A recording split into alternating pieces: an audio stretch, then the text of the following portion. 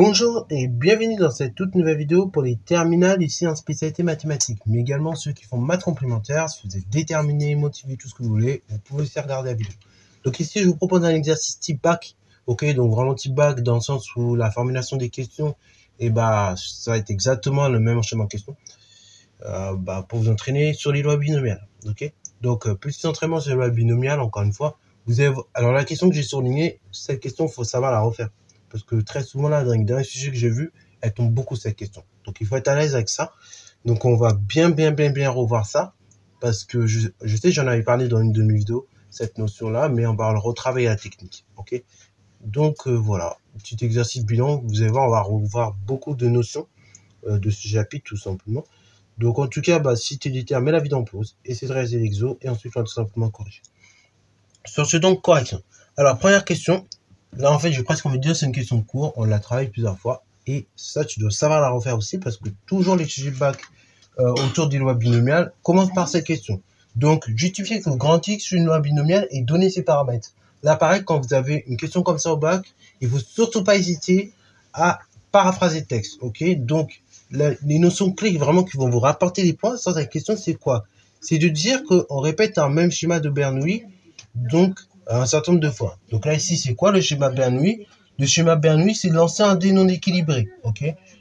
Donc 50 fois de suite, et ce, de manière indépendante. Donc, ça veut dire quoi? Ça veut dire qu'on a un dé, on va le lancer donc 50 fois. De manière indépendante. Ok. Donc, on va dire déjà, on répète. Là, vraiment, regardez, je paraphrase vraiment le texte. On répète 50 fois. Une même épreuve Bernoulli. Ok, donc une même épreuve de Bernoulli, et ce dans des conditions d'indépendance. Ça, c'est hyper important de préciser. Donc ça, c'est très important de vous préciser la notion d'indépendance, parce que forcément, si vous êtes dans des conditions de dépendance, les formules que vous connaissez pour calculer les probabilités, donc de variables aléatoires suivant une loi binomiale, ne marchent plus. Donc on répète 50 fois une même épreuve de Bernoulli dans des conditions d'indépendance. L'épreuve de Bernoulli, c'est quoi? C'est tout simplement, soit on a un pile, ou soit on a un face. Et ici, donc, la probabilité d'obtenir un pile, c'est 0,6. Enfin, 0,8, pardon, 80%. Donc ici, obtenir pile, c'est notre succès. On considère ça comme le succès. Et au contraire, obtenir face, c'est l'échec. Et donc ça, la probabilité, c'est 0,2. Alors pareil, faites très attention. Épreuve de Bernoulli, faut que vous ayez en tête, quand on vous dit épreuve de Bernoulli ou schéma Bernoulli, faut que vous ayez en tête que normalement, il y a toujours 2 issues. Si vous faites un impondéré qui a 3 issues, il y a un gros problème. Ok? Donc faites bien gaffe. Parfois, les énoncés peuvent être un peu tordus. Ils peuvent vous mettre plein de trucs en même temps. Faut que vous regroupez tout ça ensemble. Ok? Par exemple, je sais pas moi, on appelle un service d'appel téléphonique. Donc, on peut soit tomber sur un robot, soit ils ne répondent pas, ou soit au contraire, vous tombez sur un humain. Si vous considérez comme succès le fait d'être répondre sur un humain, enfin qu'un humain vous réponde, dans ce cas, vous regroupez les probabilités que vous soyez pas, qu'on vous réponde pas et que c'est un robot qui vous réponde ensemble. Et donc, vous regroupez ça ensemble, ça fait une issue. Ok? Et vous n'avez que 2 issues. Parce que sinon, ça passe pas. Voilà, donc on répète 50 fois une épreuve de Bernoulli, un schéma Bernoulli, une même épreuve de Bernoulli dans des conditions d'indépendance. Ok, donc là, il fait dire épreuve de Bernoulli, conditions d'indépendance, et surtout, vous précisez ça, même épreuve de Bernoulli. Déjà, vous avez 0,5. Vous précisez c'est quoi l'épreuve de Bernoulli, vous avez encore 0,25. Après, donc, vous précisez ici que grand X, c'est la variable aléatoire qui renvoie le nombre de piles. Et par conséquent, dans ce cas-là, ça veut dire que grand X suit la binomiale de paramètres MP. Avec n égale, tout simplement, on a dit 50. Et P, c'est 0,8. Voilà, nickel. Donc là, si vous avez dit tout ça, sur un exo de bac qui vaut 5 points sur les probables, déjà, je vous en prenez 1. Voilà. Donc nickel, c'est bien prendre un vendu au bac de maths, rien que sur des questions comme ça. Très souvent, les questions au bac, d'ailleurs, c'est encore plus rare en physique-chimie, mais les toutes premières questions, c'est pas forcément des questions difficiles. Hein. Souvent, c'est des questions basiques. Et après, c'est quand vous poursuivez sur le sujet que ça devient difficile. Mais les toutes premières questions d'un sujet ou d'une partie, souvent, c'est des questions basiques. Ok. Alors, deuxième question, calculer la probabilité d'obtenir exactement 39 piles. la probabilité d'obtenir exactement 41 piles entre 39 et 41 et d'obtenir en plus de piles et d'obtenir au moins 2 piles. Et voilà, donc ça on va faire ces 4 questions ensemble. Donc pour la A et la B, ça va être la même technique, donc je vais pas forcément beaucoup détailler. Enfin, je vais en détailler un, mais pas deux. Donc, probabilité qu'on obtienne exactement 39 piles, bah, c'est probabilité que la variable aléatoire grand X prenne la valeur 39. Ok, donc du coup, c'est égal à quoi? Bah, par définition des formules, hein, c'est égal à la combinaison suivante, c'est 39 parmi 50 multiplié par probabilité de succès puissance 39 multiplié par probabilité d'échec 1 moins P puissance 50 moins 39. Je remplace toutes les données par ce que j'ai, ok, par les relations de formules que j'ai ou les données que j'ai. Bon, vous avez compris. Donc là, 50 parmi 39, c'est une combinaison, il y a une formule pour la calculer. Alors là, pareil, au bac, si vous la mettez, c'est super, vous refaites la journée du correcteur qui vous corrige. Sinon, si vous vous rappelez plus, c'est pas grave. Donc, la formule que je vous la donne, c'est factoriel 50 divisé par 39 factoriel multiplié par 50 moins 39 factoriel multiplié par probabilité succès, donc 0,8 puissance 39, multiplié par 1 moins P, donc 1 moins 0,8 puissance 50 moins 39 puissance 11. On peut détailler un petit peu, ça fait 50 factoriel divisé par 39 factoriel multiplié par 11 factoriel. Ok, multiplié par 0,8 puissance 39 multiplié par 0,2 puissance 11. Si vous faites ça, c'est nickel. Alors là, ça sert à rien de calculer ce gros truc. C'est gros factoriel, vous allez obtenir un très grand nombre. Donc là, vous passez directement au résultat. Et normalement, quand vous faites le résultat, vous trouvez à 10-3 près 0,127. Ok, pareil, au correcteur, vous précisez toujours à combien vous arrondissez. Des fois, on peut vous envoyer des points. Ensuite, question B, bon, ça mène technique. Hein. Donc là, probabilité d'obtenir exactement 41 pistes, c'est la probabilité que grand X prenne la valeur 41. Donc c'est combinaison de 41 parmi 50, fois probabilité succès puissance 41, fois probabilité d'échec 1 moins P, puissance 50 moins 41, donc 9. Ok, quand vous faites 41 succès, vous faites 9 échecs. On remplace, donc ici ça fait 41 parmi 50, donc c'est une combinaison, c'est 50 factoriel divisé par 41 factoriel fois 9 factoriel, ok, parce que tout simplement 50 moins 41 factoriel, c'est 9 factoriel. Fois probabilité de succès plus 0,8 puissance 41, fois probabilité d'échec 0,2 puissance 9. Vous effectuez les calculs, donc là je vous donne directement la valeur, vous trouvez tout simplement à 10-3 près 0 sur 36. Nickel. Question C, donc un peu technique éventuellement, si on a un peu de mal là-dessus, c'est probabilité d'obtenir entre 39 et 41 piles, ok. Donc entre 39 et 41 piles, ça veut dire soit je tiens 39, soit je tiens 40, soit je tiens 41 piles. Bon, là en fait, rien qu'en vous disant ça, vous avez une idée de ce qu'on peut faire, et oui, on peut additionner ces 3 probabilités. Là, comme il y en a que 3, moi, la chose la plus simple que je puisse vous proposer, c'est ça. Alors après, on peut faire aussi une fonction de répartition. Donc, on peut dire que c'est f de grand X de 41 moins f de grand X de 39. Ça marche aussi. Moi, je préfère quand même additionner les probabilités, vu qu'il y en a que 3, je ne vais pas m'embêter. Donc ici, probabilité que tout simplement grand X soit compris entre, prenne les valeurs soit 39, 40 ou 41, ça sonne comme ça. Donc, et donc c'est égal à quoi? Probabilité grand X égale 39, probabilité grand X égale 40, ou bien probabilité que grand X égale 41. Si vous effectuez les calculs, vous obtenez 0,403. Toujours à 10-3 près. Pareil, il y avait une autre technique encore. On pouvait très bien dire que probabilité d'obtenir entre 39 et 41, P de grand X compris entre 39 et 41, c'est f de, c'est la fonction de répartition, donc f de grand X de 41 moins f de grand X de 39.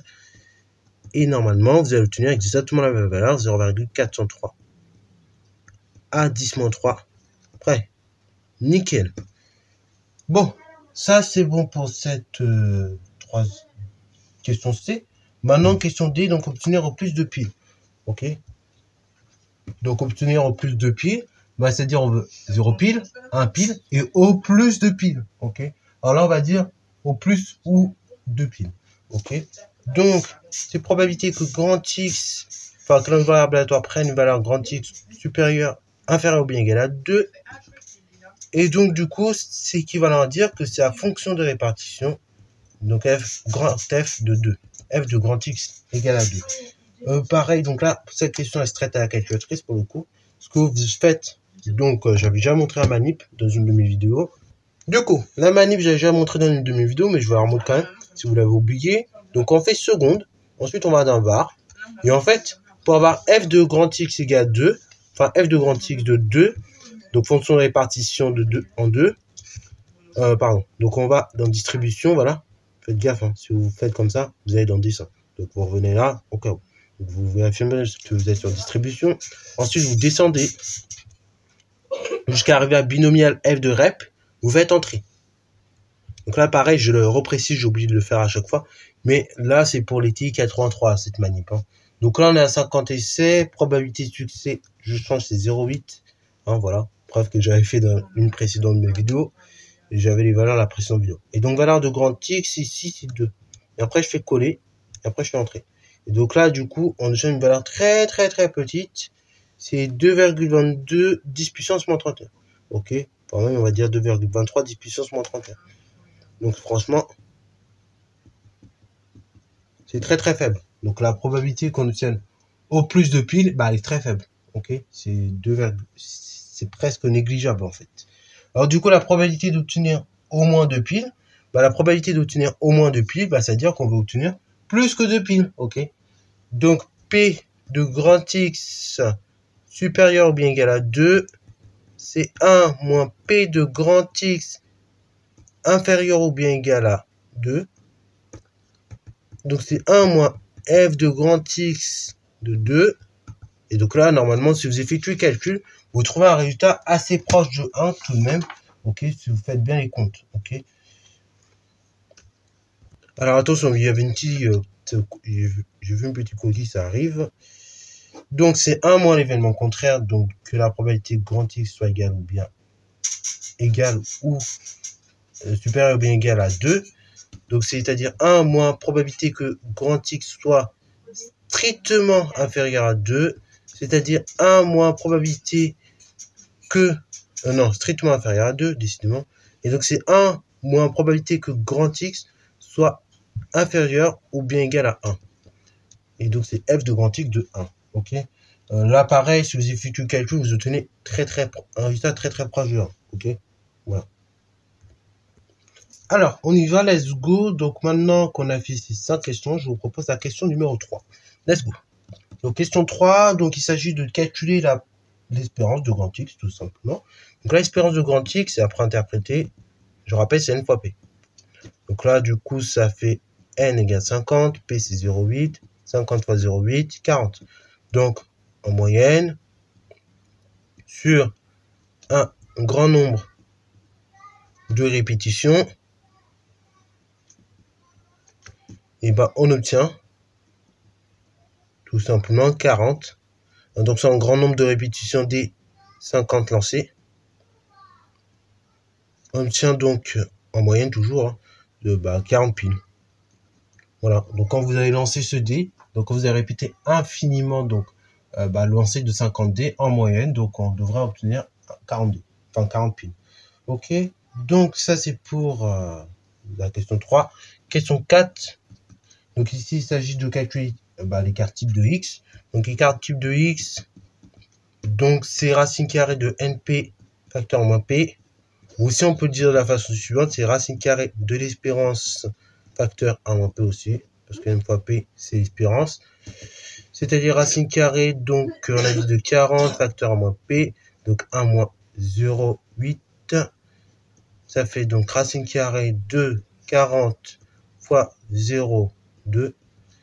40 fois 2 c'est 80, donc ça fait racine de 8 de racine de 2. Ok. Là, pareil, j'ai un peu vite, on est en terminale. Hein. Vous êtes à l'aise avec ça. Racine de 8, pour rappel. Donc, c'est tout simplement racine de 4 fois 2. C'est donc racine carrée de 4 fois racine de 2. C'est-à-dire donc 2 racines de 2. Voilà. Donc là, pareil, en terminale, on doit être à l'aise avec ça et pouvoir le faire assez rapidement. Ok. C'est pour ça que, bon, là, j'ai passé un peu vite sur cette étape. Disons qu'en terminale, vous laissez racine de 8. Bon, il y a des correcteurs cap 7. Il y a des correcteurs, ils acceptent moins.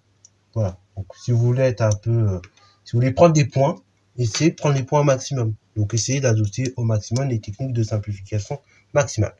Let's go. Donc, maintenant, on passe à la question 5, c'est celle qui m'intéressait le plus, en fait. Alors, donc là, let's go, on va passer à la question numéro 5, celle qui m'intéressait vraiment le plus, en fait, parce que ça me permet de revoir une technique que j'avais déjà évoquée en plein milieu du chapitre, et notamment en plein milieu de la partie loi binomiale. Je sais plus si vous en souvenez, la technique avec les LN. Bon, on va revoir ça. Donc ici, déterminer le nombre maximal de lancers à réaliser pour que la probabilité d'obtenir au moins un pile dépasse 99,99%. Donc autrement dit, on cherche. Donc là, on va poser deux choses. Soit n appartenant à l'entier des entiers naturels non nuls. Et donc, tout simplement, on note xn, la variable aléatoire associée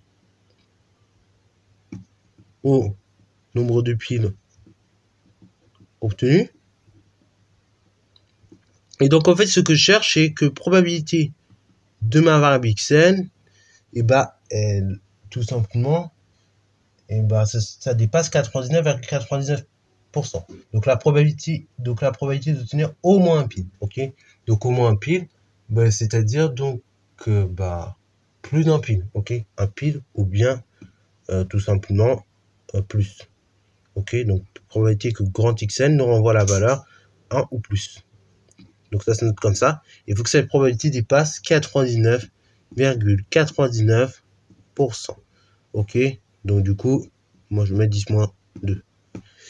Ok, bon, cette probabilité, donc là, c'est 1 moins probabilité de grand xn qui soit supérieur ou bien égal à 1, donc deux événements contraires à ces probabilités-là, qui dépasse 99%. Donc c'est 1 moins probabilité que xn nous renvoie une valeur supérieure strictement inférieure à 1. Donc ça, pareil, j'oublie de le préciser dans la dernière vidéo, je crois que j'avais évoqué un calcul comme ça. Mais ça se fait seulement pour une simple bonne raison. Enfin, ça se fait parce que tout simplement, on est sur une fonction de grand X qui est sur la valeur entière. Donc ça fait 1, moins probabilité que xn nous renvoie une valeur supérieure ou bien égale à 0, enfin inférieure ou bien égale à 0, égale à 0,999, ok. Et ça, donc cette probabilité, j'ai une formule pour la calculer, ok. Et donc, bah, pour qu'on ait une valeur inférieure ou bien égale à 0, bah, faut que x vale 0. Donc, en fait, ça fait 1 moins p de grand xn égale 0. Et là, par contre, oui, j'ai bien une formule pour calculer cette probabilité. Donc là, j'applique mes formules. Ça fait 1 moins combinaison de 0 parmi 0 fois probabilité succès, donc à la puissance, bah, tout simplement. Alors, attention, c'est pas 0 parmi 0, c'est 0 parmi n. J'avais oublié. Fois probabilité succès, du coup, puissance.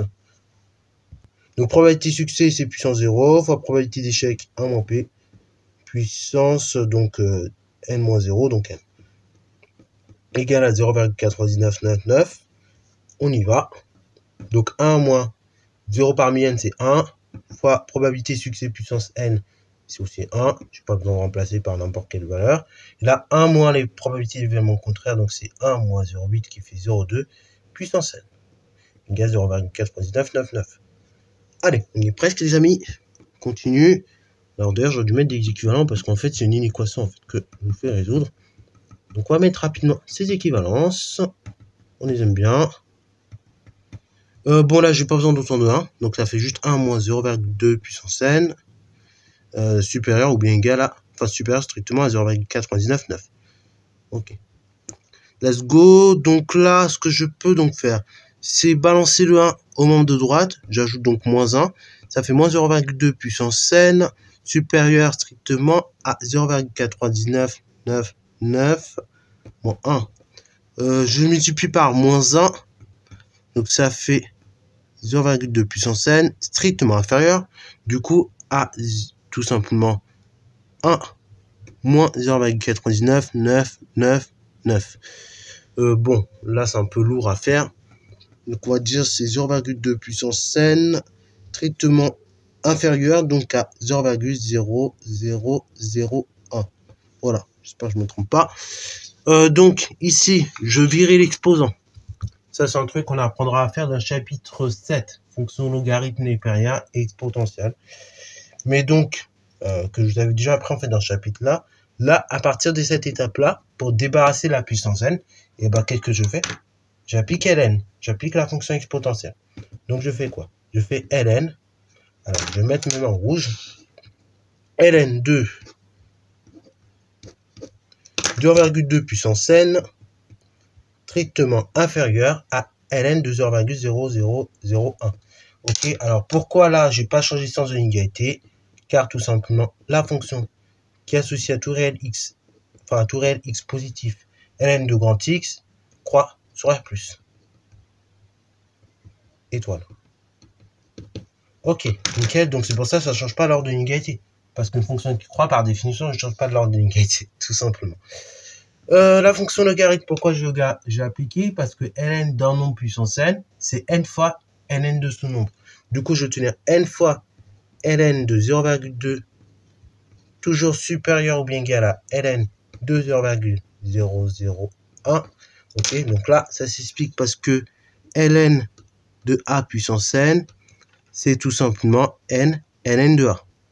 Ça, pareil, c'est une autre propriété qu'on reverra de la fonction logarithme dans ce chapitre. Enfin, dans le chapitre fonction log. Ensuite, ce qui me dérange, c'est le ln de 0,2. Je veux juste la valeur de n. Donc là, je divise par ln de 0,2.